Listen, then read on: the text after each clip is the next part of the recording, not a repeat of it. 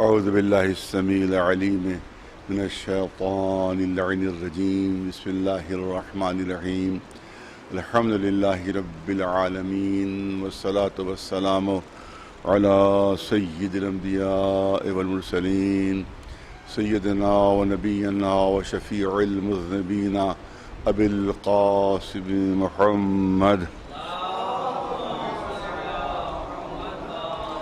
اہل بیتہ الطیبین الطاہرین المعصومین اما بعد فقد قال اللہ سبحانہ تبارک و تعالی فی کتابہ المبین وہو اصدق القائلین وجعلناہم ائمۃ یہدون بامرنا واوحینا الیہم فعل الخیرات واقام الصلاۃ وایتاء الزکوٰۃ وکانوا لنا عابدین۔ صلوات بھیجنے پر محمد و آل محمد۔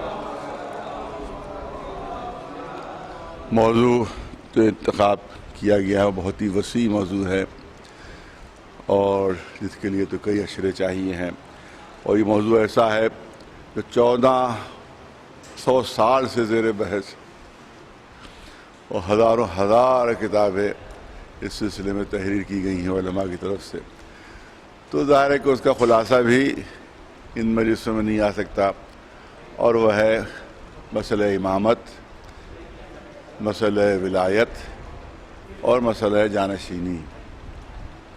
کہ 72 فرقے اس بات کے قائل ہے کہ نہ اللہ کی طرف سے کوئی اعلان ہوا، نہ رسول اللہ کی طرف سے کوئی اعلان یا وصیت ہے، لیکن کیونکہ امر بہت ضروری تھا، کام بہت ضروری تھا، انتہائی لازم تھا، جب انتہائی لازم تھا اور نہ اللہ نے اعلان کیا نہ رسول نے، لہذا ہم نے خود بخود نتیجہ نکال لیا کہ ہمارے ہی سپرد کر دیا گیا۔ تو یہ ہے قیاس تھا جو کیا گیا کہ ہمارے سپرد کر دیا گیا، لہذا ہم نے انتخاب کر لیا، کیونکہ کام بہت ضروری، یہاں تک کہ تمام روایات میں کوئی الزام نہیں ہے، کسی قسم کا کوئی الزام نہیں، تاریخ کی تمام کتابوں میں یہ بات موجود ہے کہ رسول اللہ کی تدفین چھوڑ کر اور ان کی تجہیز چھوڑ کر یہ امر جو ہے وہ کیا گیا، اور اس میں شرکت نہیں ہو سکی بہت سے بزرگ اصحاب کی، جس کی تعویل وہ یہی کرتے ہیں، جیسے میں نے عرض کیا کہ علامہ جلال الدین سیوطی نے جو تعویل پیش کی، کیونکہ اگر اس 2-3 گھنٹے وہ شریک ہوتے تجہیز و تکفین میں رسول اللہ کے دفن و کفن میں، تو اس میں 2-3 گھنٹے تو کم از کم لگ جاتے، اور اس دوران میں اگر کوئی مسلمان دنیا سے رخصت ہو جاتا، مر جاتا، تو وہ جاہلیت کی موت مرتا، اپنے رہبر کو، رہنما کو اور رسول کے جانشین کو وہ شناخت نہ کر پاتا، لہذا مجبوراً ہمیں دفن و کفن چھوڑ کے انتخاب کرنا پڑا۔ یہ تعویل، یہ تشریح کی جاتی ہے۔ تو حقیقت یہ ہے، دیکھیے پہلی بات تو یہ ہے کہ قرآن مجید کا حکم بھی ہے، کہا کہ کوئی رسول اللہ نے وصیت نہیں کی، کسی قسم کا کوئی اشارہ نہیں کیا، لیکن رسول اللہ کی حدیث موجود ہے، یہ سب نے لکھا ہے کہ ستفترق امتی علی 73 فرقۃ، کہ ہماری امت عنقریب 73 فرقوں میں بڑھ جائے گی۔ اس کا مطلب امت میں اختلاف ہوگا، یہ رسول کو معلوم تھا۔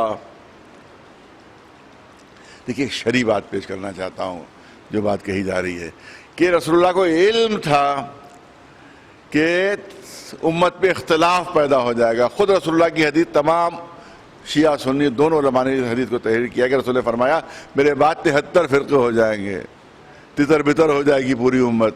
اس کا مطلب رسول اللہ کو علم تھا کہ اختلاف ہو جائے گا، انتشار ہو جائے گا، کچھ تو خون ہو جائے گا، یہ سب معلوم تھا۔ اور 23 برس تک رسول اللہ مسلمانوں کو ہدایت کرتے رہے، دیکھو بغیر وصیت کیے نہ مرنا، بغیر وصیت کیے نہ جانا، قرآن میں بھی حکم، رسول اللہ کا بھی حکم کہ دیکھو بغیر وصیت کیے نہ مرنا۔ تو 23 برس تک دوسروں کو تو تاکید کرتے رسول، مگر خود وصیت نہیں کی، خود وصیت نہیں فرمائی۔ 23 برس تک تاکید کہ دیکھو وصیت کرتے رہے، قرآن مجید میں بھی وصیت کا حکم، رسول اللہ کو بھی فرمانے دیکھو وصیت کے بغیر نہ جانا. اور آپ یاد رکھیں شرعی حکم ہے کہ اگر معلوم ہو جائے کہ میرے بعد اختلاف ہوگا تو وصیت کرنا واجب ہو جاتا ہے. اگر پتہ چل جائے باپ کو کہ میرے بعد بچوں میں جھگڑا ہو جائے گا, کچھ تو خون ہو سکتا ہے, ایک دوسرے کو مار سکتے ہیں, ایک دوسرے کو ضرر پہنچا سکتے ہیں, تو اب وصیت واجب ہو جائے گی مرنے والے پر. رسول اللہ کو معلوم تھا, اعلان تھا کہ میرے بعد امت میں تفرقہ پیدا ہوگا, اس کے بعد بھی وصیت نہیں کر رہے ہیں, تو اس کو کیا کہا جائے گا؟ ایک واجب جس کا اعلان خود رسول کر رہے ہیں اس پر خود رسول عمل نہیں کر رہے ہیں. ایک صلوات بھیجے بلند آواز پر محمد والد. میں نے پہلے یہ کر دیا کہ دلائل کے ساتھ گفتگو ہوگی, اور صرف جو ضد اور ہٹ دھرمی ہے اور جو حسد ہے صرف وہی روکے ہوئے ہے, ورنہ سب کو معلوم ہے کہ سچائی کیا ہے. سب کو معلوم کہ حق کس کی طرف ہے, معلوم ہے کہ اہل بیت حقدار تھے اس کے, معلوم ہے کہ مولا علی کا حق چھینا گیا, سب معلوم ہے. لیکن جس طرح سے ابو جہل کو ضد تھی کہ نہیں مانیں گے, سب کچھ ہونے کے بعد بھی وہ انکار کرتا رہا, اور اس کے بعد آخر میں اس نے کہا کہ اے مسلمانوں کے رسول آپ چاند کے 2 ٹکڑے کر دیجئے تو میں آپ کو رسول مان لوں گا. رسول نے فرمایا مجھے معلوم ہے کہ اس کے بعد بھی تو نہیں مانے گا,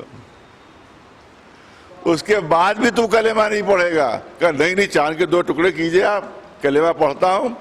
رسول نے اشارہ کیا, چاند کے 2 ٹکڑے ہوئے, منہ پھیر کر چلا. ارے محمد کا جادو تو چاند پر بھی چل گیا, اس کے بعد بھی ایمان نہیں لایا. تو ضد اور ہر دھرمی کا کوئی علاج نہیں ہے. ایک صلوات بھیج دے بلند آواز محمد والے. اب تذکرہ آیا ہے تو ایک واقعہ اور عرض کر دوں کہ بہت سے مسلمان جمع ہوئے اور بہت سے غیر مسلم بھی جمع ہوئے, اور سب نے کہا کہ اللہ کے رسول آپ کا دعویٰ یہ ہے کہ تمام معجزات جتنے بھی انبیاء کے ہیں وہ سب آپ کے پاس موجود ہیں. بہت سے اس میں مشرک بھی جو موت تھے, اس میں بہت سے نہ ماننے والے بھی تھے. کہا کہ ہاں یہ میرا کہنا ہے کہ میرے پاس تمام وہ معجزات جو اللہ نے تمام انبیاء کو 1,23,999 انبیاء کو جتنے بھی معجزے دیے ہیں, اللہ نے سارے معجزے مجھے عطا کیے, سارے معجزے مجھے عطا کر دیے ہیں.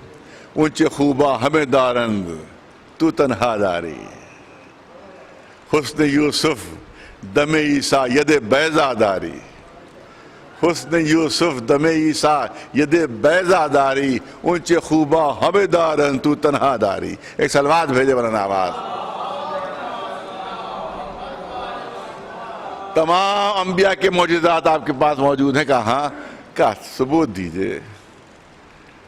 نوح کو معجزات طوفان نوح, آپ نے فرمایا فلاں مقام پر چلے جاؤ اور وہاں کے اوپر جب تم پہاڑ کے قریب پہنچو گے تو پانی آپ برسنا شروع ہو جائے گا, اور اتنا زبردست طوفان آئے گا کہ تم ڈوبنے لگو گے. اس وقت تم یہ دیکھو گے کہ ایک خاتون چلی آ رہی ہے کہ جس کی ابا کا دامن پانی میں پھیلا ہوا ہے. اگر اس کے دامن سے وابستہ ہو جاؤ گے تو طوفان سے بچ جاؤ گے, ورنہ تم بھی ڈوب جاؤ گے. ایک صلوات بھیجے بلند آواز سے پر محمد والے. وہ گئے, واپس آئے, پورا واقعہ بیان کیا کہ ہاں ایسی ایک خاتون تھی کہ دور ابا کے دامن دور تک پھیلے ہوئے تھے. اے اللہ کے رسول وہ خاتون ہے کون؟ کہ میری بیٹی فاطمہ زہرا ہے. ایک صلوات بھیجے بلند آواز. مردوں کو زندہ کر سکتے ہیں آپ؟ کہ علی فلاں مقام پر ان کو لے کر چلے جاؤ اور میرا نام لے لینا, قبر کو ٹھوکر مارنا, مردہ زندہ ہو جائے گا. آگ جناب ابراہیم کا آگ کے دامن میں ڈالے گئے تھے مگر گردن نہیں پہنچی تھی. کیا آپ پاس یہ بھی معجزہ موجود ہے کہ ہاں جاؤ جب آگ کا سامنا ہو تو میرے اہل بیت کا نام لے لینا, آگ سے بچ جاؤ گے. صلوات بھیجے پر محمد والے. سارے تجربات ہو گئے اور ہر چیز صحیح ثابت, بہت توجہ رہے, ہر چیز صحیح ثابت ہوئی. اب ابو جہل بھی آگے بڑھا. جو دعویٰ ہوا رسول کا وہ سب سچا ثابت ہوا, سب نے دیکھا, آنکھوں سے دیکھا. اب اس کا دل میں وہ حسد کی آگ بھڑک رہی ہے کہ کیسے جھوٹا معاذ اللہ ثابت کر دوں, کیسے غلط ثابت کر دوں, کیونکہ سب دیکھ رہے ہیں سامنے جو جو معجزے ہیں. اب اس نے ایک ترکیب سوچ لی کہ ایسی بات کہوں جس کو رسول ثابت نہ کر سکے، جس کو رسول ثابت نہ کر سکے۔ ابو جہل سامنے آیا، سنیے اور غور سے سنیے واقعہ۔ ابو جہل سامنے آتا ہے، یہ مسلمانوں کے رسول، آپ کا دعویٰ کہ اس سے پہلے کے سارے انبیاء کے معجزات آپ کے پاس موجود ہیں؟ کہا کہ ہاں بالکل، ابھی میں نے سب دکھا دیا۔ کہا قرآن میں ہے کہ جناب عیسیٰ کے پاس یہ معجزہ تھا کہ جس نے جو گھر میں کھایا ہے وہ بتا دیتے تھے، جس نے جو گھر میں کھایا ہے اور جناب عیسیٰ بتا دیتے تھے۔ کہا کیا آپ کے پاس بھی یہ معجزہ موجود ہے؟ کہا ہاں میرے پاس یہ علم موجود ہے، جس نے جو گھر میں کھایا ہے میں بتا سکتا ہوں کہ کس نے کیا کھایا ہے۔ اب دیکھیے اس نے ترکیب بڑھائی تھی کہ یہ بتائیے کہ میں نے آج کیا کھایا ہے۔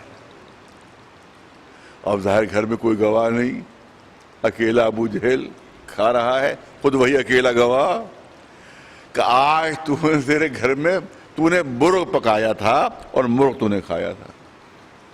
کہتے ہیں غلط، میں نے مرغ تو نہیں کھایا تھا، میں نے تو ترکاری کھائی تھی۔ اب ظاہر گواہ وہ خود ہی ہے، تو اب جھٹلا سکتا ہے رسول اللہ کو؟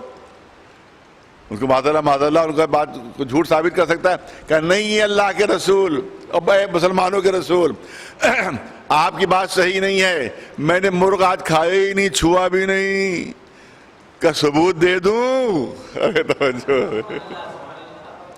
ثبوت دے دوں؟ اور اس نے سوچا میں نے گھر کے اندر کھایا ہے، ثبوت کہاں سے لے کر آئیں گے؟ ثبوت دے دوں؟ کہاں ثبوت دیجئے، آپ ثبوت دیجئے، بتائیے کہ میری بات سچی ہے۔ کہا تم مرغ کھا رہا تھا، لیکن اسی وقت اتفاق سے تیرا بھائی جو ہے سگا بھائی وہ گھر کے اندر داخل ہوا، تو انتہائی کنجوس ہے۔ تیرا سگا بھائی جیسے ہی داخل ہوا تو انتہائی کنجوس ہے، تو نے سوچا کہ اگر اس نے کھاتے دیکھ لیا تو کہیں اسے بھی شریک نہ کرنا پڑے، تو جلدی سے تو نے اپنے زانو کے نیچے وہ مرغ دبا لیا، جلدی سے زانو دکھا، اس وقت بھی سالن کا دھبا موجود ہے۔ ایک سلوات بھیج دے جھوٹ اسی وقت کھل گیا، معلومہ مرغ ہی نوش فرمایا تھا۔ ایک سلوات بھیج دے محمد والے۔ مقصد بیان کرنے کا صرف یہ ہے کہ اگر ضد، اگر حق کی تلاش ہو تو حق تک پہنچ سکتا ہے آدمی، اگر سچائی کی تلاش ہو تو سچائی مل جائے گی اسے، لیکن اگر ضد اور ہٹ دھرمی ہو اور آنکھیں بند کیے ہوئے ہو تو پھر سورج نکلا ہوا بھی ہو تب بھی کہے گا نہیں نکلا ہوا ہے۔ ایک سلوات بھیج دے محمد والے۔ تو کوئی محل اور موقع ایسا نہیں ہے کہ جہاں کے پر رسول اللہ نے بتایا نہ ہو۔ دعوت ذر شیرہ اس میں بتایا، اور کون کون سے مواقع ہیں، سب سے آخر میں تو اعلان غدیر ہے کہ جس میں 1,20,000 سے زیادہ اصحاب ان کے سامنے اعلان فرمایا تھا من کنت مولا ہو فہذا علی مولا، اور تمام لوگوں نے اقرار کیا، بڑے بڑے علماء نے اقرار کیا ہے۔ مسند امام احمد حنبل میں موجود ہے، صحیح ترمذی شریف میں موجود ہے، مسند ابن مستدرک حاکم میں موجود ہے، یہاں تک کہ 100 علامہ امینی نے ایک بہت توجہ کو میں چاہتا ہوں علمی پہلو رہے تاکہ وہ لفاظی نہ ہو خالی اور لوگوں تک دلیلیں پہنچیں۔ علامہ امینی نے الغدیر جو کتاب لکھی ہے اس میں 110 اصحاب کرام کا ذکر ہے کہ جو حدیث غدیر کے راوی ہیں، جو حدیث غدیر کے راوی ہیں۔ اور اب جو مزید تحقیق ہوئی، علامہ امینی کے انتقال کو تقریباً 40 سال ہو رہے ہیں، اب جو مزید تحقیق ہوئی وہ تعداد بڑھ کر 120 پہنچی ہے کہ 120 اصحاب کرام رسول اللہ کے اصحاب، صحابی، انہی نے روایت کی کہ ہم موجود تھے اور رسول اللہ نے ہاتھوں پر بلند کر کے اعلان کیا تھا کہ جس کا میں مولا ہوں اس کے علی مولا ہے۔ 120 صحابی آج ان کی حدیثیں موجود ہیں۔ سب سے معتبر اسلام میں حدیث جو سمجھی جاتی ہے وہ ایک حدیث ہے، وہ ہے الاعمال بالنیات۔ الاعمال بالنیات یہ سب سے معتبر حدیث سمجھی جاتی ہے۔ کیوں سمجھی جاتی ہے؟ کیونکہ اس کے روایت کرنے والے 60 صحابی رسول ہیں۔ پورے سلسلہ احادیث میں کوئی بھی حدیث ایسی مسلمانوں کو نہیں ملی کہ جس کو 60 اصحاب نے نقل کیا ہو۔ دو نے نقل کیا مان لی، تین نے نقل کیا مان لی، چار نے نقل کیا مان لی، کہ ایک حدیث سب سے مضبوط ہے، ایک حدیث سب سے مضبوط ہے۔ اس حدیث میں کیا ہے؟ الاعمال بالنیات، اعمال جو ہیں وہ نیت کی بنیاد پر ہوتے ہیں۔ 60 اصحاب رسول کا نام لیا جاتا ہے کہ جنہوں نے اس حدیث کو نقل کیا ہے۔ لہذا علماء علم حدیث کا فیصلہ یہ ہے کہ اسلام کی سب سے مضبوط حدیث یہی حدیث ہے۔ تو جب 60 صحابی جس کو بیان کریں وہ مضبوط ترین حدیث بن جاتی ہے، اور 60 دنا 120 جس کو نقل کر رہے ہو، اس سے انکار کیسے کیا جا سکتا ہے؟ اس کا مطلب یہ ہے کہ عالم اسلام کی مضبوط ترین حدیث اگر کوئی ہو سکتی ہے تو من کنت مولا ہو فہذا علی مولا۔ ایک صلوات بھیجے مولانا آواز۔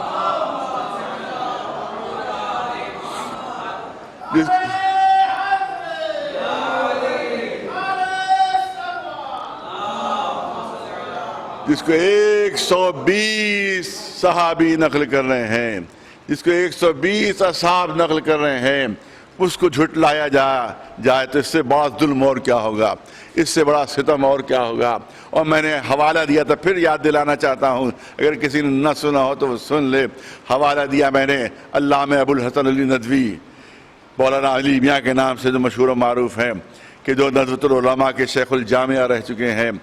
عالم اسلام میں ان کی بڑی شہرت رہی ہے، یہاں تک کہ جو سعودی عرب گئے تھے تو وہاں کے بادشاہ نے ان کو کعبہ معظمہ کی کنجی دی تھی۔ ان کو اتنی عظمت و اتنا شرف عالم اسلام میں ان کا، انہوں نے جو کتاب سیرت نبی پر تحریر فرمائی ہے، میں نے خود دیکھی، اپنے آنکھوں سے سنا ہوا نہیں ہے۔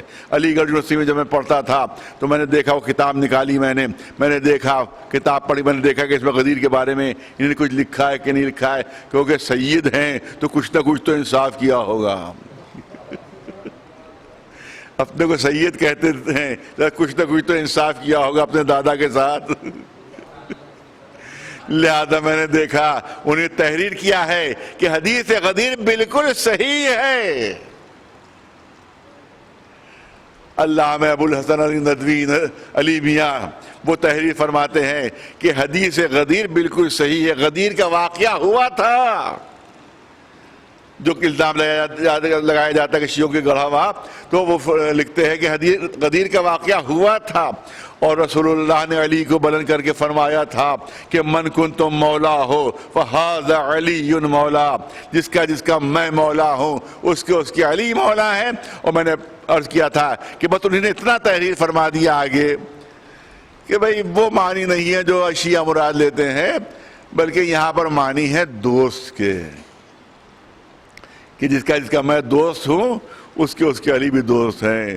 لاکھوں لوگوں کو رسول روک رہے ہیں، جل رہی ہے ایسی زمین کے لوگ پیروں میں اپنے کپڑے باندھے ہوئے ہیں، اتنی زبردست آگ اگل رہا ہے سورج، اس پہ رسول روکے ہوئے ہیں، صرف یہ بیان کرنے کے لیے جس کا دوست میں ہوں اس کے دوست علی ہیں۔ ارے تو رسول اللہ 50 مرتبہ پہلے بھی کہہ چکے ہیں، 50 مرتبہ پہلے بھی کہہ چکے، قرآن بھی اعلان کر چکا ہے ایک مومن دوسرے مومن کا بھائی ہے، انما المؤمنون اخوہ، ایک مومن دوسرے مومن کا بھائی ہے۔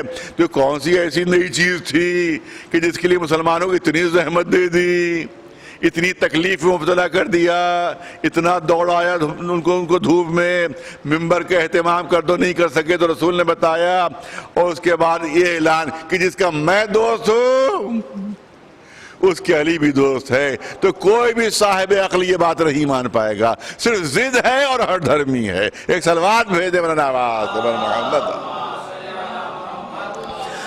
اب مسئلہ حل کیے دیتا ہوں میں، کیونکہ میں نے کہا علمی پہلو ہے، لہذا اسی حساب سے کہ مسند امام احمد بن حنبل میں، امام محمد غزالی نے سر العالمین میں، اور بہت بڑی بڑی کتابوں اہل سنت کی جو ہے، کیونکہ یہاں مسئلہ یہ ہوتا ہے کہ سیمینار یا تقریر کوئی ہو تو اس میں حوالے دے سکتا ہے، یہاں مجلس میں تو ظاہر کتنے حوالے دیے نہ یاد رہ سکتے ہیں، لیکن کئی کتابوں کے حوالے میرے پاس محفوظ ہیں کہ جس میں یہ واقعہ درج ہے کہ حضرت تمام سب سے کہا تھا کہ جا کر علی کے ہاتھوں پر بیعت کرو اور جا کر علی کو مبارکباد دو، رسول کا حکم تھا، اور ایک الگ خیمہ لگا دیا گیا تھا، اس میں مولا بیٹھے ہوئے تھے اور اس کے بعد وہاں بیعت لے رہے تھے۔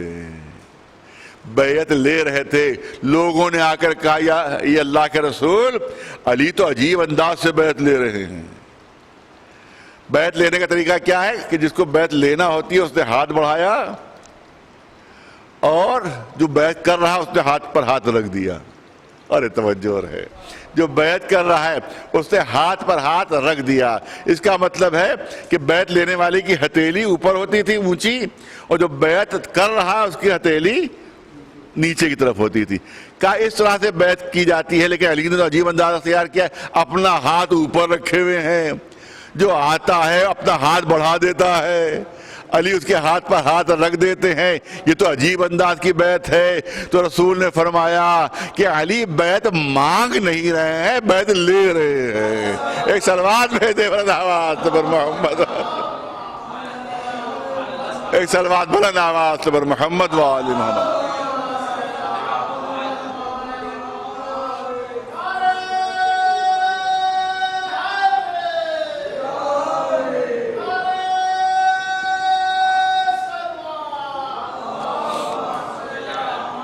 اب میں صاحبان نظر کی توجہ چاہوں گا۔ انتہائی بڑی بڑی معتبر کتابوں میں بات تحریر ہے کہ حضرت عمر تشریف لائے، اور ان کا ایک جملہ تاریخوں میں محفوظ ہے، تاریخوں میں محفوظ ہے کہ ہنین ہنین یا ابن ابی طالب اصبحت مولایا و مولا کل مومن و مومنہ۔ اے علی مبارک ہو، مبارک ہو، آپ میرے مولا بھی بن گئے اور ہر مومن اور مومنہ کے مولا بھی بن گئے۔ اب بس ہلکی سا اشارہ، ایک بزرگ سے بات سنی، میری اپنی بات نہیں ہے یہ، ایک بزرگ سے بات سنی ہے کہ ان کا بھائی بات ان کی تھوڑی سی سمجھ میں نہیں آ رہی ہے۔ آپ نے کہا کہ آپ میرے مولا بھی بن گئے اور ہر مومن اور مومنہ کے بھی بن گئے، تو جب آپ نے ہر مومن اور مومنہ کہا تو اس میں تو خود شامل ہو گئے۔ جب یہ کہا کہ ہر مومن اور ہر مومنہ سب کے مولا آپ بن گئے، تو اب یہ کہنے کی ضرورت نہیں تھی کہ میرے بھی بن گئے۔ تو جو رہے یہ کہنے کی ضرورت ہے میرے بھی بن گئے۔ مومن اور مومنہ سے الگ ہٹ کر اپنا ذکر کرنا خود اس بات کی دلیل ہے کہ نہ مومنوں میں شمار نہ مومنات میں۔ صلوات بھیجے بر محمد و آل محمد، ایک صلوات بلند آواز بر محمد۔ بھائی میرا جملہ نہیں ہے، یہ میں نے کسی بزرگ سے سنا، وہ جو میں نے عرض کر دیا۔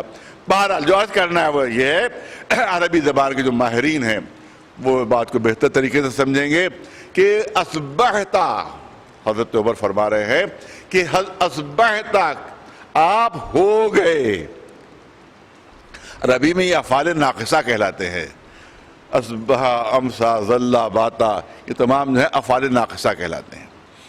اسی میں اصبح بھی ہے اور امسا بھی ہے۔ یہ اصبح یا امسا اس وقت استعمال ہوتا ہے جب کوئی نئی چیز ہو گئی ہو، جب کوئی تبدیلی واقع ہوئی ہو، جب کوئی نئی چیز ہو تو لفظ اصبح عربی میں استعمال کیا جاتا ہے۔ لفظ اصبح مثال دے دے تاکہ چھوٹے چھوٹے بچے بھی سمجھیں۔ فرض کیجئے کہ کوئی بہت دولت مند تھا اور ایک دم سے وہ بینکرپٹ ہو گیا، دیوالیہ ہو گیا، جیسا کہ نوٹ بندی میں ہو بھی چکا ہے کہ بہت سے جو ارب پتی کروڑ پتی تھے، معلومہ سب کے سب ان کا چلا گیا معاملہ۔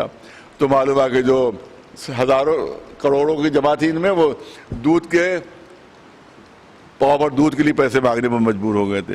تو معلومہ کروڑ پتی ایک دم سے دیوالیہ ہو گیا، اور ہوتے رہتے واقعات۔ فلاں کا جہاز سامان لے کر جا رہا تھا، سارا وہ جہاز ڈوب گیا، سارا مال ان کا ختم ہو گیا، معلومہ فقیر ہو گئے، محتاج ہو گئے۔ تو اب یہاں پر کیا کہا جائے گا؟ بہت توجہ رہے، یہاں پر کیا کہے کہ اصبح الامیر فقیرا۔ جو امیر تھا وہ یہ کہا کہ فقیر بن گیا، اصبح الامیر فقیرا، تو کیونکہ تبدیلی آ گئی، دیکھا کہ ایک نئی چیز ہو گئی۔ تو اب یہاں پر اصبح کا لفظ استعمال کیا جائے گا عربی زبان میں۔ کوئی فقیر تھا، محتاج تھا، ایک دم سے لاٹری کھل گئی اس کی، معلوم ہے کہ وہ ڈاکن آ کر کھٹکھٹایا کہ صاحب آپ کے نام کی لاٹری کھل گئی۔ کسی نے سمجھا دیا تھا ڈاکیے کو کہ بھئی ایک دم سے نہ بتانا، بیچارہ فقیر ہے، غریب ہے، ایک دم سے پتہ چلے گا 5 لاکھ مل گیا تو کہیں ہارٹ فیل نہ ہو جائے، لہذا دھیمے دھیمے بتانا اس کو. تو پہلے دھیمے دھیمے بتانا. تو ڈاکیے نے کہا کہ اچھا ٹھیک ہے. تو وہ پہنچا، دروازہ کھٹکھٹایا، اس نے وہ بیچارے فقیر پھٹا کپڑے نکلے. تو کہا گیا تھا کہ تو ایک دم سے نہ بتانا. تو اس نے کہا کہ اگر آپ کے نام لاٹری کھل جائے اور آپ کو پیسے فرض کیجئے 5 لاکھ مل جائے تو آپ کیا کیجئے گا؟ کہ آدھے تجھے دے دوں گا. مارو ڈاکیے کا ہارٹ فیل ہو گیا. ایک سلوات بھیجے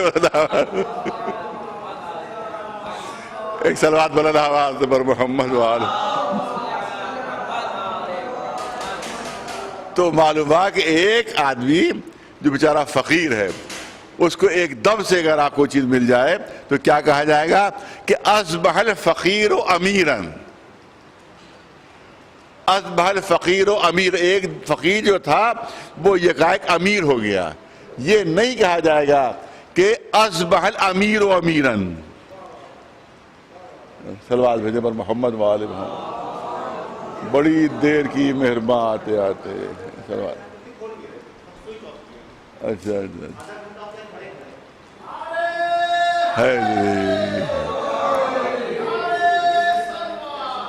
اللہم صلی علی محمد. تو اب کوئی اگر امیر ہے تو اس کے لیے نہیں کہا جائے گا کہ اصبح الامیر امیرن. ایک امیر ہو گیا، کوئی تو پہلے ہی سے امیر ہے، اب وہ کیا ہو گیا؟ جو فقیر ہے، گدھا ہے، اس کے لیے نہیں کہا جائے گا کہ اصبح الفقیر فقیرن. ایک فقیر ہو گیا. یہ بے معنی چیز ہے کیونکہ پہلے ہی سے فقیر ہے. جب کوئی تبدیلی آتی ہے، کب کوئی نئی بات ہوتی ہے تو اصبح کا کلمہ استعمال کیا جاتا ہے. ایک فقیر امیر ہو جائے تو کہا جاتا اصبح. ایک امیر فقیر ہو جائے تو کہا جاتا اصبح. حضرت عمر فرما رہے ہیں اصبحت مولایا و مولا کل مومن و مومنہ. اے علی آپ ہمارے مولا ہو گئے. اے علی آپ ہمارے مولا ہو گئے. اس کا مطلب یہ نکلا کہ مددگار تو پہلے بھی تھے، ناصر تو پہلے بھی تھے، بھائی تو پہلے بھی تھے. یہ تمام صفات آج میں پاپ پہلے سے موجود تھی. آج اعلان رسالت کے بعد ہمارے مولا بھی ہو گئے. ایک صلوات بھیج دے پر محمد وآلہ.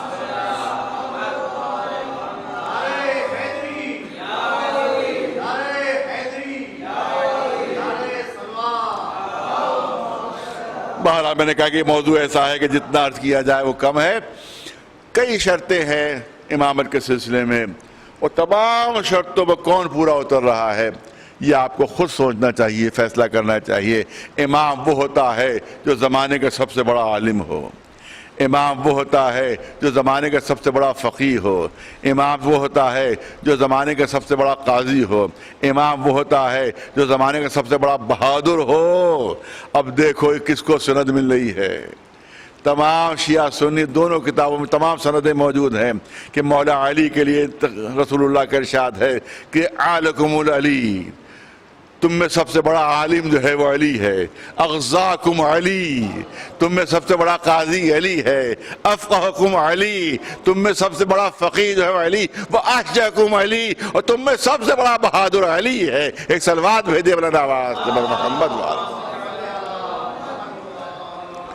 تم میں سب سے بڑا بہادر، تو علم میں سب سے افضل ہو، شجاعت میں سب سے افضل ہو، تمام صفات و کمالات میں جو امام ہو وہی امام وقت ہوگا. ایک صلوات بھیجے بلند آواز سے محمد وآلہ. بہت سی مثالیں موجود ہیں جو پیش کی جا سکتی ہیں. ظاہر کے دامن وقت میں اتنی گنجائش نہیں. دوسری چیز میں نے کہی تھی کہ عصمت معصوم ہونا ضروری ہے. معصوم ہونا ضروری ہے. اگر معصوم نہیں تو امام نہیں بن سکتا. کیونکہ اگر گناہگار ہو تو کوئی گناہگار جو اس گناہ میں خود مبتلا ہے وہ کسی دوسرے کا ہاتھ نہیں پکڑ سکتا. عجیب غریب عقیدہ. بہت توجہ چاہوں گا. میں نے کہا تھوڑا سا موضوع جو ہے تھوڑا سا بھاری موضوع ہے لیکن میں چاہوں گا بات پہنچے. آپ دیکھیں کہ ایک عجیب و غریب نظریہ پیش کیا جاتا ہے عصمت کے سلسلے میں کہ صاحب پہلے جو کچھ کرتا ہو بعد میں نہ کرے. پہلے جو کچھ بھی کرتا ہو، جو بھی گناہ کرتا ہو کرے، لیکن بعد میں وہ گناہ نہ کرے جب اللہ کی طرف سے اسے کوئی عہدہ مل جائے. اب میں نے کسی مجلس میں زبان میں عرض کیا تھا، میرے پاس وہ حوالہ بھی موجود ہے, کتاب بھی موجود تھی. ٹائم میگزین جب اس پہ یہاں سعودی عرب میں فہد بادشاہ ان کا انتخاب ہوا تو ٹائم میگزین میں ان کی سوانح عمری چھپی. میں کبھی پڑھ چکا ہوں اس مجلس میں, 14-15 سال پہلے میں نے پڑھی تھی. ظاہر بہت سے بچوں کو نہیں یاد ہوگا, میں چاہتا ہوں دہرا دوں, یاد دلا دوں. فہد صاحب خادم حرمین شریفین بنے. خادم حرمین یعنی مکے اور مدینہ منورہ کے خادم بنے. ٹائم میگزین جو امریکہ کا سب سے بڑا میگزین ہے, اس میں ان کی سوانح عمری چھپی. بڑے بڑے فضائل ان کے بیان کیے گئے. فضائل بھی سن لیجئے, جو ان کے فضائل بیان, سب تو مجھے یاد نہیں, کیونکہ بات 20 سال پہلے کی تقریباً ہے. فضائل کے بیان ہوئے. فضائل کیا بیان ہوئے کہ ساری زندگی ان کی اٹلی کے شراب خانوں میں بسر ہوئی ہے. وہاں کے جوا خانوں میں پوری زندگی ان کی بسر ہوئی ہے. اور اس کے بعد ان کا ایک ورلڈ ریکارڈ اس میں لکھا ہوا تھا. تمام چیز تو میرے ذہن میں نہیں ہے, لیکن ایک چیز ہے کہ ورلڈ ریکارڈ کا لکھا ہوا تھا ان کا. فہد صاحب کا ٹائم میگزین میں ورلڈ ریکارڈ یہ لکھا ہوا تھا کہ کوئی بھی جواری ایک وقت میں اتنی بڑی رقم جوئے میں نہیں ہارا جتنی رقم یہ جوئے میں ہارے ہیں. $90 ملین ایک ہی وقت میں جوئے میں ہار گئے. ارے اگر ریکارڈ بنانا ہی تھا تو جوئے میں جیت نہیں کے بنا دیتے, بنایا بھی تو ہارنے کا ریکارڈ. ایک سلوات بھیجے برداواز. ٹائم میگزین شاید میرے پاس کہیں بھی موجود ہو وہ. اچھا, اس دکھایا آپ نے دوسرے فصلے کے دوست کو کہ بھئی یہ خادم حرمین ہے, جوئے میں جن کا ریکارڈ ہے, شراب میں جن کا ریکارڈ ہے. ارے کہہ رہے تھا پہلے کرتے تھے, اب نہیں کرتے. اب جب سے بنے ہیں تب سے نہیں کرتے. لہذا پہلے جو بھی کرتا ہو بعد میں نہ کرے. چلیے ہم نے آپ کی اس تھیوری کو مان لیا. فرض کے لیے کوئی صاحب چوری کرتے تھے اور ان کو مسلمانوں نے خلیفۃ المسلمین منتخب کر لیا, بن گئے وہ, کیونکہ آپ کہتے جو بھی کرتا ہو بعد میں نہ کرے. مطلب چوری کرتے تھے اور خلیفۃ المسلمین منتخب کر لیا گا ان کو. اب نے کسی چور کا ہاتھ پکڑا, ارے چوری بہت بری بات ہے, تو چور کہے گا ارے بھیا کل ہی آپ ہی تو تھے ہمارے ساتھ جو فلاں گھر پہ پھاندے تھے, فلاں گھر میں پھاندے تھے. آج کیا ہو گیا کہ آج میں خلیفۃ المسلمین بن چکا ہوں, لہذا آج سے میں نے یہ کام چھوڑ دیا ہے. کسی شرابی کے پاس پہنچے, شرابی کا ہاتھ پکڑا کہ شراب پینا بہت بری بات ہے. وہ کہے سرکار یہ کیا ہو گیا آج آپ کو؟ ارے کل ہی تو ہم آپ اسی 1 منٹ کے اوپر یہی کام انجام دے رہے تھے, آج کیا ہو گیا کہ آج مسلمانوں نے مجھے منتخب کر لیا ہے, لہذا میں نے کام چھوڑ دیا ہے. تو معلوم ہے کہ اگر شرابی کو روکنا چاہیں تو فوراً کہے گا کہ آپ بھی تو یہی کرتے تھے. کسی جواری کو پکڑنا چاہیں تو کہے گا آپ بھی تو یہی کرتے تھے. کسی چور کو پکڑنا چاہیں تو آپ بھی یہی کرتے تھے. فوراً جواب میں وہ یہی کہے گا. پوری توجہ اور یہ کہیں گے کہ اب کیونکہ مجھ کو مسلمانوں نے کو عہدہ دے دیا ہے لہذا میں نے ایک کام چھوڑ دیا, اب میں چوری نہیں کرتا, اب میں شراب نہیں پیتا, اب میں جوا نہیں کھیلتا. تو جانتے ہیں کہ اس جواری اور شرابی کا, اس چور کا جواب کیا ہوگا؟ اس کے علاوہ کوئی جواب نہیں ہوگا. اس کا کوئی جواب اس کے علاوہ نہیں ہو سکتا. جب یہ کہیں گے میں نے چھوڑ دیا ہے, پہلے کرتا تھا اب کیونکہ مسلمانوں نے منتخب کر لیا لہذا میں نے چھوڑ دیا ہے, اب مسلمانوں نے مجھے بنا لیا لہذا میں نے چھوڑ دیا ہے. تو ہر جواری شرابی اور چور یہی جواب دے گا کہ جب آپ بن گئے تو آپ نے چھوڑ دیا, جب ہم بن جائیں گے تو ہم بھی چھوڑ دیں گے. ایک صلوات بھیجے بلند آواز پر محمد, ایک صلوات بلند آواز پر محمد و آل محمد. اسی لیے ہم نے کہا کہ امام کو معصوم ہونا ضروری ہے تاکہ کوئی انگلی بھی نہ اٹھا سکے اس کی طرف. ایک صلوات بھیجے بلند آواز پر محمد و آل. کہا چھوٹی موٹی غلطیاں تو کر ہی سکتا ہے, کبھی ایک آدھ بار جھوٹ چل جائے گا. نہیں, دامن عصمت پر ہلکا سا داغ بھی نہیں ہونا چاہیے. معمولی سا داغ بھی نہ ہو. میں مثال دے دوں میں، کیونکہ میں نے کہا کہ ہلکی پھلکی مثالیں تاکہ چھوٹے چھوٹے بچے بھی سمجھیں. بالکل آج ہی کے زمانے کی مثال، بلکہ آج کی نہیں ہوگی، اب کی تو پابندی لگی ہوئی ہے. پچھلے سال کی مثال دے دوں کہ فرض کیجئے کسی صاحب نے یہ طے کیا کہ وہ چائے بانٹیں گے اس میں مجلس کے بعد. تو مجلس میں 400-500 لوگ تھے، تو انہوں نے سوچا کہ اب 400-500 لوگوں مجلس ختم ہوگی تب چائے پلانا ہوگی تو بڑی زحمت ہو جائے گی کہ ایک ایک پیالی دے سب کو، سب کی چائے اڈیلی جائے، کافی ٹائم لگ جائے گا. لہٰذا انہوں نے ایک لمبی سی میز بچھا دی 8-10 میزوں کو ملا کر، اور اس کے اوپر 300 پیالیاں سجا دی، اور 3-4 لڑکوں کو لگا دیا جو اپنے اعزاء اور رشتہ دار بیٹے تھے کہ دیکھو جیسے ہی مجلس ختم ہو ان 300 پیالیوں میں تو فوراً چائے اڈیل دینا، تاکہ 300 ہمارے مہمان ایک ہی وقت میں چائے پی لیں. بہت بچ جائے گا، بہت زیادہ، ورنہ ایک ایک 2 کو اگر ہم پلائیں گے تو کافی ٹائم خرچ ہوگا. معلوم 300 پیالیاں میزوں پر سجا دی گئیں، اور اس کے بعد کیتلیوں میں چائے بھری ہوئی، سب بچے تیار. جیسے ہی مجلس ختم ہوئی ویسے ہی وہ لڑکوں نے تمام 300 پیالیوں میں چائے بھر دی، سب چائے اس میں بھر دی گئی. اب جیسے ہی مجمع کے لوگ مومنین آگے بڑھے کہ وہ چائے پئیں، یہ کہا کہ میزبان نے ہاتھ اٹھا کر کہا ذرا 1 سیکنڈ رک جائیے، ذرا 1 سیکنڈ رک جائیے، تھم جائیے، میری بات سن لیجیے.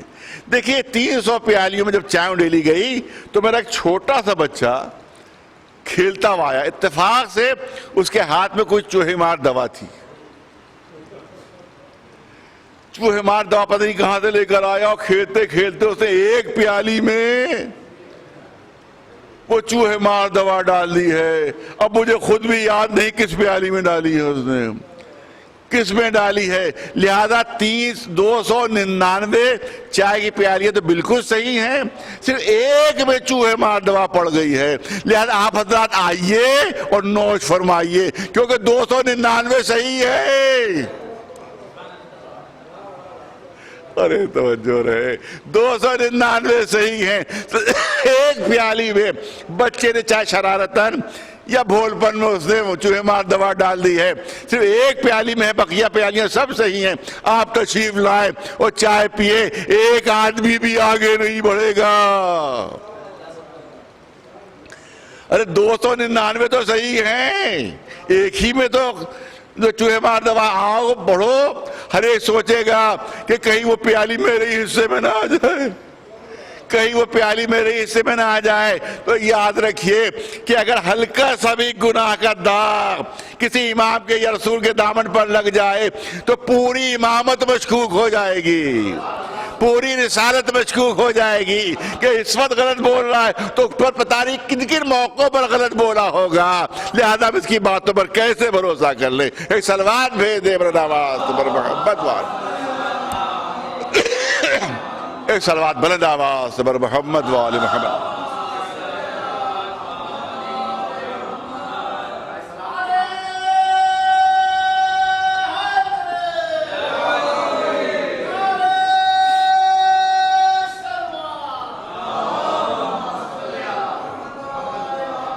لہذا معصوم ہونا ضروری، اور معصوم کے سلسلے میں سوائے ہمارے اور کسی کا عقیدہ نہیں کہ ہم 4 نامعصومین کے ماننے والے. ایک صلوات بلند آواز سے بر محمد وآلہ. اب جلدی عرض کروں کہ بہت اب کم وقت ہے. ایک عقیدہ ہمارا اور ہے کہ امام جو ہوتا ہے، عہدہ امامت تمام عہدوں میں سب سے افضل ہے. یہ میں نے شاید پہلی یا دوسری مجلس میں عرض کر دیا تھا کہ عہدہ امامت تمام عہدوں میں سب سے افضل ہے، کیونکہ جناب ابراہیم کو جو عہدہ امامت مل رہا ہے وہ نبوت کے بعد مل رہا ہے، رسالت کے بعد مل رہا ہے، خلت کے بعد مل رہا ہے. اس کا مطلب ہے جو بعد میں عہدہ ملنے والا ہوتا ہے وہ سب سے بلند ہوتا ہے، تبھی سب سے آخر میں ملتا ہے. تو امامت کا سب سے آخر میں ملنا خود اس بات کی دلیل ہے کہ سب سے بلند عہدہ ہے. کسی روایت میں نہیں ملتا کہ رسالت کے لیے امتحان لیا گیا ابراہیم کا، نبوت کے لیے امتحان لیا گیا ابراہیم کا، لیکن امامت بغیر امتحان کے نہیں ملی. تو بتاؤ کون عہدہ زیادہ اہم ہے، جو بغیر امتحان کے مل جائے، یا وہ عہدہ زیادہ اہم ہے کہ پہلے امتحان لیا جائے پھر ملے؟ تو خود امتحان لینا اس بات کی دلیل ہے کہ سب سے اہم عہدہ جو ہے وہ عہدہ امامت ہے. صلوات بھیجیں بر محمد وآلہ. اب اسی عقیدے کی بنیاد پر ہمیں کبھی کبھی کفر کا فتویٰ دے دیا جاتا ہے کہ صاحب یہ اپنے اماموں کو انبیاء سے افضل سمجھتے ہیں. پر ایک واقعہ جلدی سے پیش کر دوں کہ علامہ تیجانی پورا نام ہے تیجانی سماوی، بہت اچھی اچھی کتابیں انہوں نے لکھی ہیں، بہترین کتابیں لکھی ہیں، شیعہ مذہب انہوں نے قبول کیا. ایک عالم دین نے ان کا واقعہ پیش کیا، میں آپ کے سامنے پیش کرنا چاہتا ہوں کہ ابھی وہ شیعہ نہیں ہوئے تھے تب کا واقعہ ہے، شیعہ نہیں ہوئے تھے تب کا واقعہ ہے، لیکن محب اہل بیت پہلے ہی سے تھے. وہ محب اہل بیت وہ پہلے ہی سے تھے، شیعہ نہیں ہوئے تھے. ان سے ملاقات ہوئی، ان شیعہ عالم دین سے گفتگو، آپس میں بات چیت ہوئی. کہا کہ ہم تو سارے عقائد ہم نے آپ کے دیکھے. وہ تیجانی صاحب کہہ رہے ہیں ان سے، شیعہ عالم دین سے، کہ سارے عقائد ہم نے آپ کے دیکھے، لیکن ایک عقیدہ ذرا سا میری سمجھ میں نہیں آ پا رہا ہے، یعنی اس کو کہنا چاہیے ہضم نہیں ہو پا رہا ہے مجھے. کہا کون سا عقیدہ؟ کہا کہ آپ لوگوں کا عقیدہ یہ ہے کہ آپ کو جو امام ہیں وہ ابراہیم سے بھی افضل، نوح سے بھی افضل، موسیٰ سے بھی افضل، عیسیٰ سے بھی افضل، یہ ائمہ معصومین جو ہیں. تمام عقیدے تو میری سمجھ میں آ گئے، مگر یہ عقیدہ میری سمجھ میں نہیں آ رہا ہے. کیسے ممکن ہے صاحب شریعت رسول ہے اس سے آپ کا امام افضل ہو جائے، صاحب کتاب رسول اس سے آپ کا امام افضل ہو جائے؟ تو انہی نے کہا کہ ایک کتاب آپ نے ابھی کچھ عرصے پہلے لکھی ہے، وہ آپ پاس موجود ہے؟ کہا میرے پاس تو موجود ہے. آپ پاس موجود ہے؟ کہاں موجود. کہا اس کو نکلوا دیجیے. آپ کی کتاب ایک سال پہلے شائع ہوئی ہے، آپ ہی کی کتاب ہے. کہا ہاں بالکل میرے پاس رکھی ہے، میرے پاس محفوظ ہے. وہ نکال کے انہوں نے ورق الٹی. کہا یہ حدیث جو آپ نے خود لکھی وہ پڑھیے، یہ حدیث جو آپ نے خود لکھی ہے اپنے ہاتھوں سے اپنی کتاب میں، اس کو آپ پڑھیے. انہوں نے پڑھنا شروع کی کہ رسول نے ارشاد فرمایا ہے کہ اولنا محمد ووسطنا محمد وآخرنا محمد وکلنا محمد. یہ آپ نے حدیث کی کتاب میں لکھی ہے. کہاں لکھی ہے؟ اس پر عقیدہ ہے کہ عقیدہ نہ ہوتا تو لکھتا کیوں؟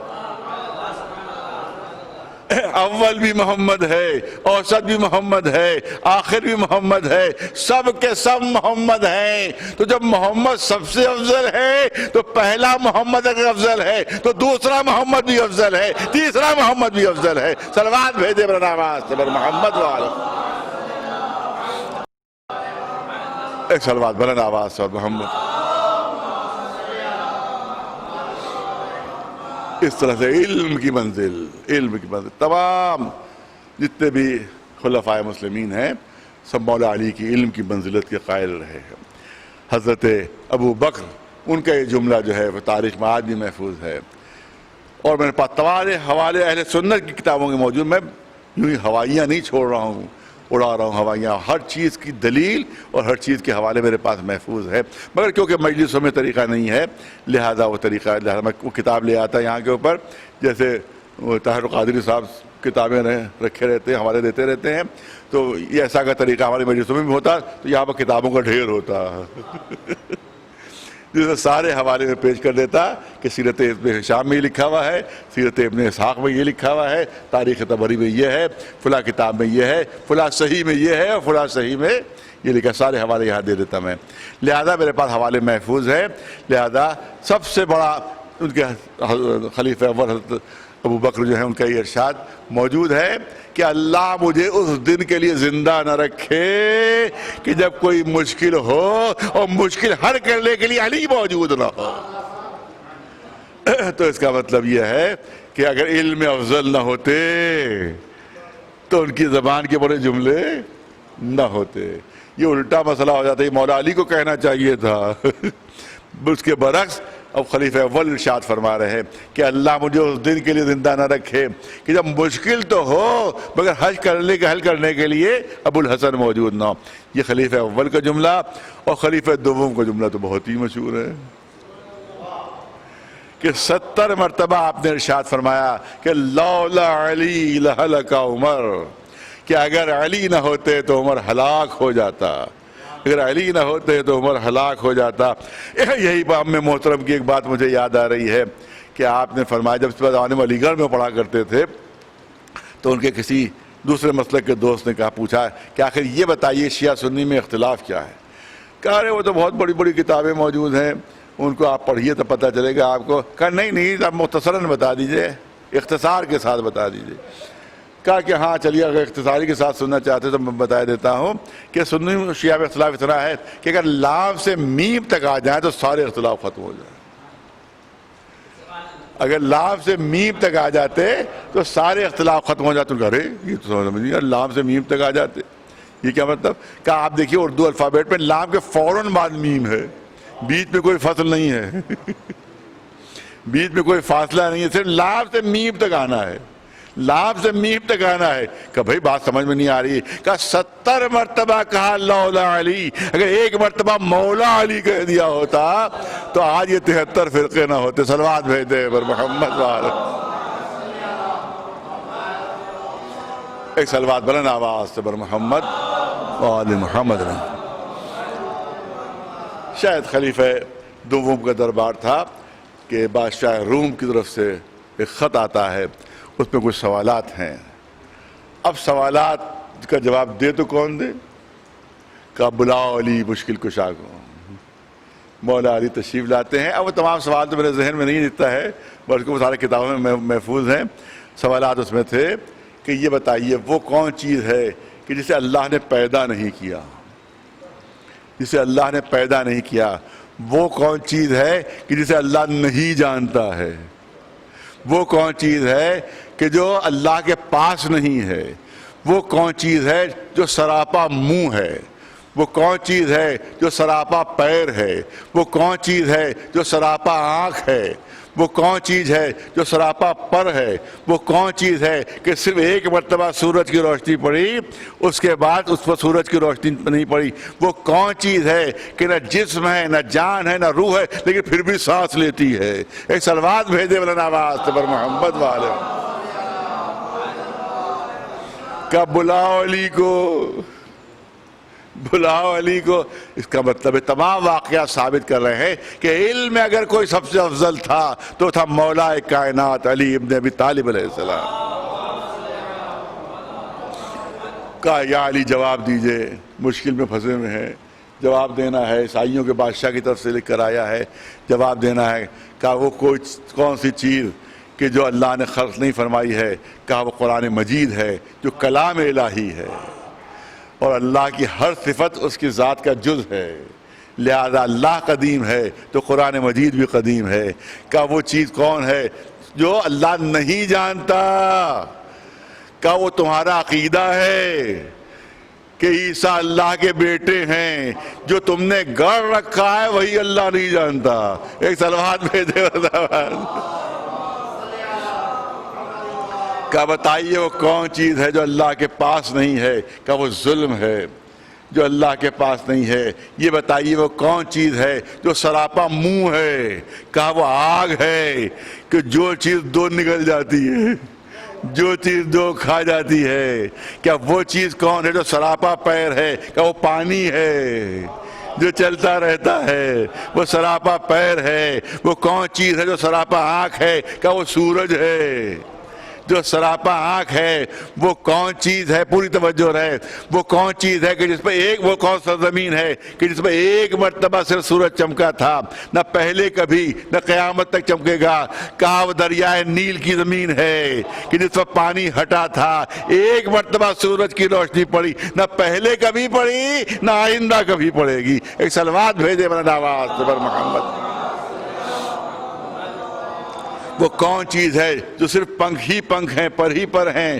کہا وہ ہوا ہے جو اڑتی رہتی ہے، وہ ہوا ہے جو اڑتی رہتی ہے۔ وہ کون شے ہے کہ نہ جسم ہے نہ جان ہے نہ روح ہے پھر بھی سانس لیتی ہے؟ کہا وہ صبح ہے، وہ صبح اذا تنفسا، وہ صبح، قسم ہے صبح کی کہ جس وقت وہ سانس لیتی ہے۔ ایک صلوات بھیجے بلند آواز سے پر محمد والے۔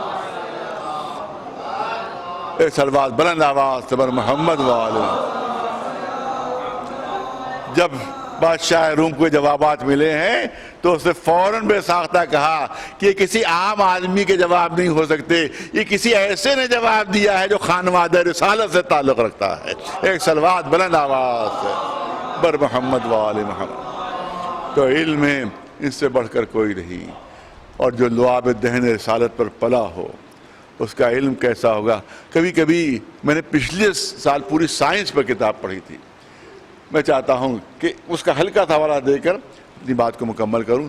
سائنس پر پوری بنجی سے پڑھی تھی، میں نے کہا تھا یہ چھوٹی چھوٹی چیٹیاں جو ہیں یہ گفتگو نہیں کرتی ہیں آپس میں، بلکہ جب معلومات ایک دوسرے کو پہنچانا ہوتی ہیں انہیں، تو اپنے منہ کا ہلکا سا لعاب دہن اس کے دہن میں لگا دیتی ہیں۔ آپ نے دیکھا ہوگا، کبھی غور کیجئے گا، ایک چونٹی منہ سے منہ لگاتی ہے فوراً ہٹ جاتی ہے، پھر دوسرے کے منہ سے منہ لگاتی ہے فوراً ہٹ جاتی ہے، پھر تیسرے کے منہ سے منہ لگاتی ہے فوراً ہٹ جاتی ہے۔ جب ریسرچ کی تو معلوم ہوا کہ ہلکا سا اپنے منہ کا ہلکا سا ریزہ لعاب کا وہ دوسرے کے منہ میں لگا دیتی ہے، اسی لعاب میں ساری معلومات ہوتی ہیں۔ آج کی سائنس بتا رہی ہے اسی لعاب میں ساری معلومات ہوتی ہیں، اور وہ دوسری چیٹی جس کے منہ میں لعاب پہنچتا ہے ان معلومات کو ڈی کوڈ کرتی ہے اور ساری معلومات اس تک پہنچ جاتی ہیں۔ تو یہ لعاب دہن رسالت نہیں تھا بلکہ علوم رسالت تھے جو علی تک پہنچ رہے تھے۔ ایک صلوات بھیجے بلند آواز سے بر محمد والا، ایک صلوات بلند آواز سے بر محمد والا۔ بس جو ان کے دامن سے وابستہ ہو گیا وہ بھی علم دنیا میں افضل ترین ہو گیا۔ ذکر کرنا ہے آج ایک ایسی شخصیت کا کہ جو نائب ہے مولا علی کا۔ میں نے پڑھا، والد مرحوم کی زبان سے بھی سنا ہے اور کتابوں میں بھی پڑھا بھی ہے، یہ واقعہ جو عرض کرنا چاہتا ہوں کہ آج سے 150-200 سال پہلے کا واقعہ ہے کہ کسی عالم دین وہ جناب عباس کا تذکرہ کر رہے تھے۔ تذکرہ کرتے کرتے ان کی زبان سے نکلا کہ عباس شجاعت میں بہت زبردست تھے، قوت و طاقت میں بہت زبردست تھے، مگر علم میں ان کی وہ منزل نظر نہیں آ رہی ہے جو اہل بیت میں دوسروں کی منزل ہے۔ یہ ان کی زبان سے نکل گیا زبان سے۔ رات میں لیٹے، خواب میں دیکھا جناب عباس تشریف لائے اور فرمایا اے عالم دین، تجھے اپنے علم پر بڑا ناز ہے، بڑا غرور ہے، ذرا ایک میرے مسئلے کا جواب دے دے، ایک میرے مسئلے کا حل تو بتا دے۔ سننا تھا، کانپ گئے، تھرا گئے، قدموں پر سر رکھ دیا۔ آقا بھلا میری جرت کہ آپ کوئی مسئلہ مجھ سے پوچھے اور میں جواب دوں؟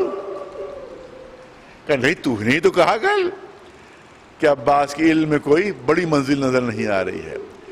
اب دیکھیے جو مولا نے فرمایا ہے، عرض کرنا چاہتا ہوں۔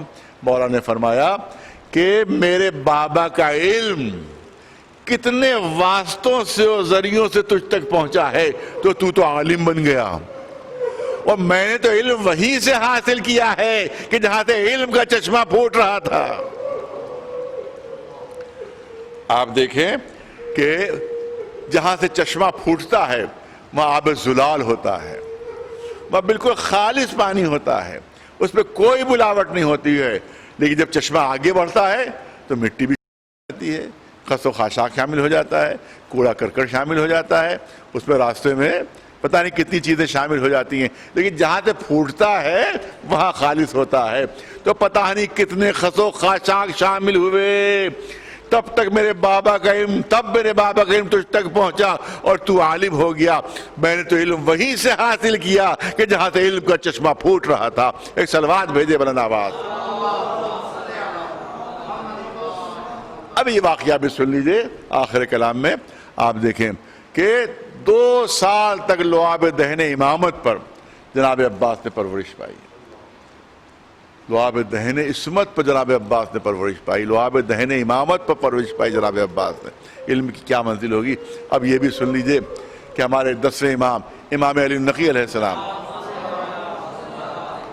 ان کا واقعہ ہے کہ ایک ہندوستان سے شخص جاتا ہے، ہندوستان سے روایت میں موجود ہے، جب ہندوستان سے شخص جاتا ہے تو مولا ہندی زبان میں اس سے بات کر رہے تھے، ہندی زبان میں گفتگو کر رہے تھے۔ جو ہندوستانی شخص چلا گیا تو ایک ابو ہاشم نام کے صحابی تھے، انہی نے مولا سے کہا 10ویں امام سے کہ آقا کیا آپ ہندی زبان بھی جانتے ہیں، کیا آپ ہندی زبان سے واقف ہیں؟ تو مولا نے یہ نہیں کہا میں ہندی زبان جانتا ہوں، بلکہ کلی جواب دیا۔ مولا نے کلی جواب دیا، اس سے پوچھا کہ آپ ہندی زبان بھی جانتے ہیں؟ مولا نے کلی جواب دیا، ابو ہاشم اگر سب کی زبانیں نہ جانوں گا تو سب کا امام کیسے بنوں گا؟ ایک صلوات بھیجے مولانا عباس سے۔ تو امام کو کسی ترجمان کی ضرورت نہیں پڑتی، کسی انٹرپریٹر کی ضرورت نہیں پڑتی کہ دوسرے ملک کا کوئی آیا ہے تو اس کے ساتھ کوئی انٹرپریٹر ہو، وہ ان کو بتائے کہ کیا کہہ رہا ہے۔ امام وہ ہوتا ہے تو وہ ہر زبان سے واقف ہوتا ہے، ہر زبان کا عالم ہوتا ہے۔ صلوات بھیجے مولانا عباس۔ ابو ہاشم کہتے ہیں آقا میں چاہتا ہوں کہ تھوڑا سا علم مجھے بھی حاصل ہو جائے، تھوڑا سا علم مجھے بھی مل جائے۔ تو کہا سامنے جو کنکری پڑی ہوئی ہے، ایک چھوٹی سی کنکری پڑی تھی کہ یہ لاؤ اٹھا کے دے دو۔ وہ کنکری ابو ہاشم نے دی، مولا نے اپنی زبان پر وہ کنکری رکھی، اپنی زبان پر وہ کنکری رکھی جس پہ ہلکا سا لعاب دہن مولا کا آ گیا۔ اس کنکری میں ہلکا سا لعاب دہن مولا کا آ گیا۔ کہا اس کنکری کو ابو ہاشم تو اپنی زبان پر رکھ لو۔ ابو ہاشم نے وہ کنکری کہ جس پہ ہلکا سا لعاب دہن امامت تھا جیسے ہی اپنی زبان پر رکھا، کہتے اسی وقت 70 زبانوں کا عالم بن گیا۔ تو اگر لعاب دہن امامت ہلکا سا کسی کو مل جائے تو 70 زبانوں کا عالم ہو جاتا ہے۔ تو جس نے 2 سال لعاب دہن امامت میں پرورش پائی، اس کے علم کی منزل کیا ہوگی؟ ہاں، علم بھی دنیا میں سب افضل نظر آ رہا ہے۔ اسی طرح سے بہادری اور شجاعت میں بھی عباس کے کوئی مثل و نظیر نہیں تھا۔ ارے علی جیسا بہادر جس کو اپنا نائب بنائے، وہ کتنا بڑا بہادر ہوگا، کتنا بڑا شجاع ہوگا۔ لیکن آپ جانتے ہیں کہ بہادری دو قسمیں ہیں۔ ایک بہادری قوت بازو کی بہادری ہے اور ایک بہادری قوت برداشت کی بہادری ہے۔ ایک بہادری صبر کی بہادری ہے۔ قوت بازو کی بہادری کمتر درجے کی بہادری ہے، اور قوت برداشت اور صبر کی بہادری جو ہے وہ اعلیٰ درجے کی بہادری ہے۔ کربلا کے میدان میں آقا عباس کو اپنی قوت بازو کی بہادری کا امتحان نہیں دینا تھا، بلکہ اپنی قوت صبر کا امتحان دینا تھا، اپنی قوت برداشت کا امتحان دینا تھا۔ اور اس پہ عباس سے بڑا بہادر کون ہوگا کہ جس کے سامنے اونو محمد کے لاشیں آ رہے ہیں۔ دیکھیں، جو جتنا طاقتور ہوتا ہے، جتنا قوی ہوتا ہے، جتنا بہادر ہوتا ہے، اتنا ہی اطاعت کی منزلیں اس کی کم ہو جاتی ہیں۔ معلوم لوگ روک رہے ہیں، ارے صاحب نہیں موقع ہے حملے کا، لیکن اپنی بہادری کے جوش میں حملہ کر دیا، لڑ گئے جا کر۔ تو یہ ہوتی ہے بہادری، لیکن یہ دنیاوی بہادری ہوتی ہے۔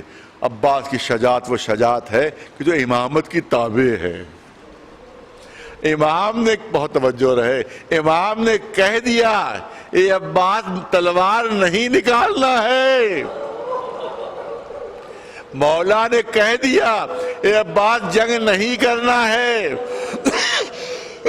اب میرا یہ عقیدہ ہے، میرا ایمان ہے کہ تلوار نکالنا کیسا، تلوار کے قبضے پر ہاتھ جانا کیسا۔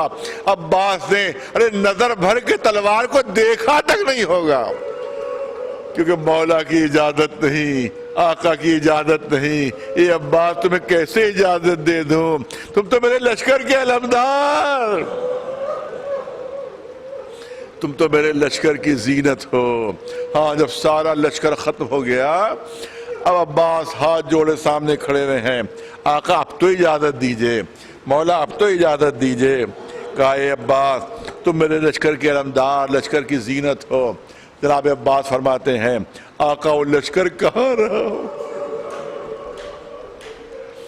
وہ لشکر کہاں رہا کہ جس کی میں زینت تھا، جس کے لیے آپ بتاتے ہیں کہ میں زینت ہوں۔ اب جہاں لشکر ہے وہیں علمداری کروں۔ یہی وقت تھا کہ خیموں سے بچوں کی آواز آتی ہے کہ ہائے پیاس ہمیں مارے ڈال رہی ہے، ہائے پیاس ہمارا کلیجہ بھونے دے رہی ہے۔ فرماتے ہیں اے عباس تم تو جانتے ہی ہو کہ کتنے بچوں نے پیاس سے دم توڑ دیا ہے۔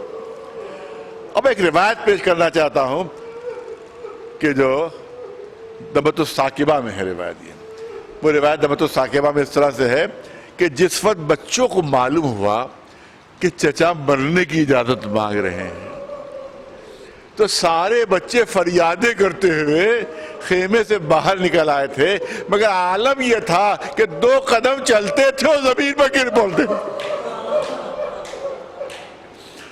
2 قدم چلتے تھے زمین پر گر پڑتے تھے اور فریاد کرتے تھے، ہائے پیاس ہمیں مارے ڈال رہی ہے، ہائے پیاس ہمارا کلیجہ بھونے دے رہی ہے۔ امام نے فرمایا، ہے عباس ان بچوں کی حالت دیکھ رہے ہو، ارے ذرا آپ کچھ پانی کا ان کے لیے اہتمام کرتے جاؤ۔ خیمہ جناب سکینہ میں تشریف لے جاتے ہیں، واپس آتے ہیں تو روایت کہتی ہے کمر میں تلوار نہیں ہے، صرف نیزہ ہے جس کے اوپر مشق بدھی ہوئی ہے۔ یہ کمر کی تلوار کیا ہوئی روایت میں نہیں ہے، لیکن دل کہتا ہے کہ جب سکینہ سے اجازت مانگی ہوگی میں جا رہا ہوں پانی لینے، تو سکینہ نے دامن تھاما ہوگا، چچا مجھے پانی نہیں چاہیے ہے۔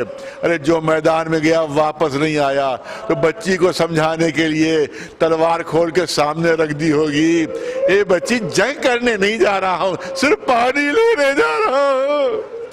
بس سردار چند جملے مسائل بس کرنا ہے آپ حضرات کے سامنے۔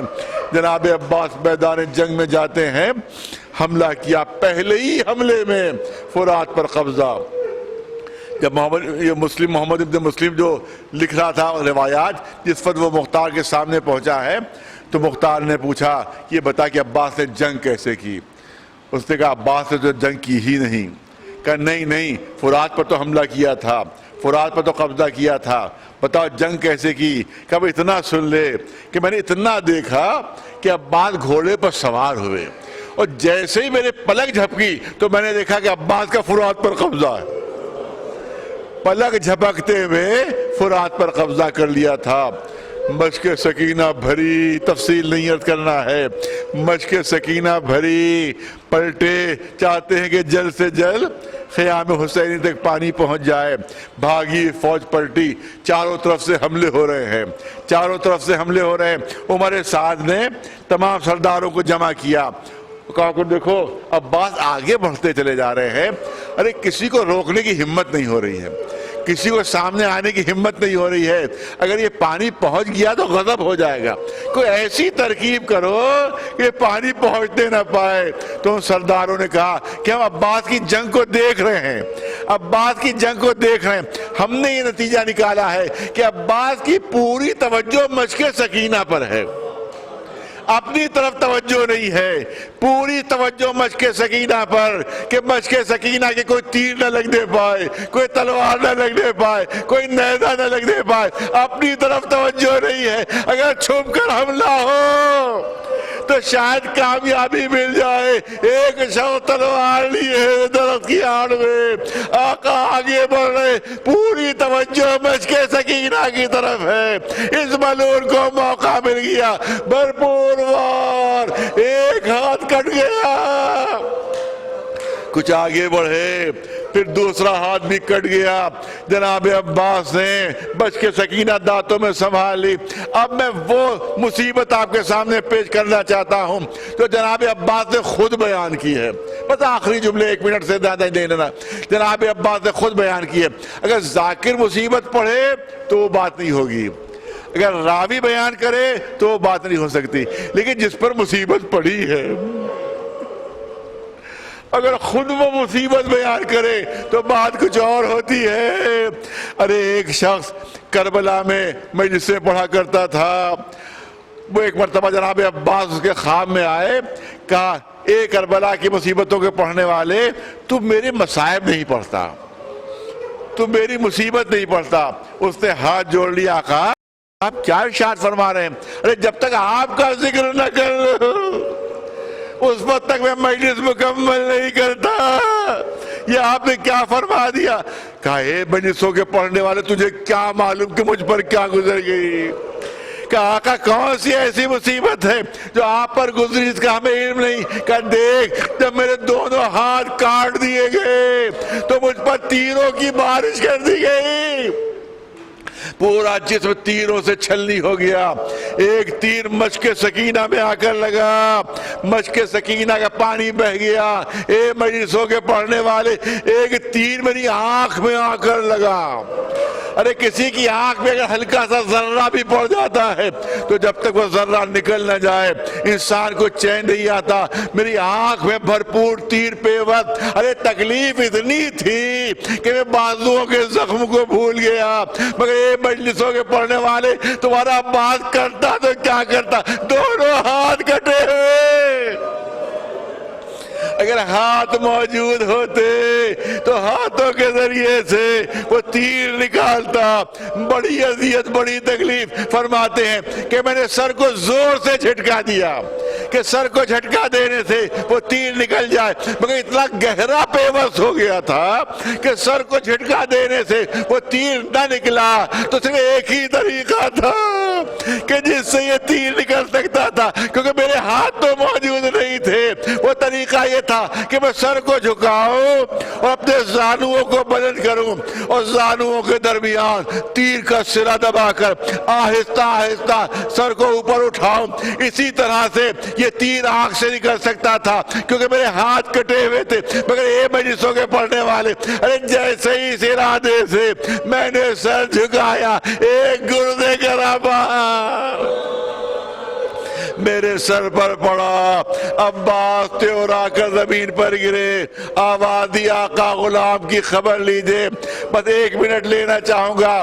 ہاں عباس کا تذکرہ ہو اور ام البنین کا ذکر نہ ہو, بڑی ناانصافی, لہذا آدھے منٹ کا وقت لینا چاہتا ہوں. امام حسین سرحانے پہنچے, عباس کا اپنے زانو پر رکھا. جناب عباس نے کچھ وصیتیں فرمائیں.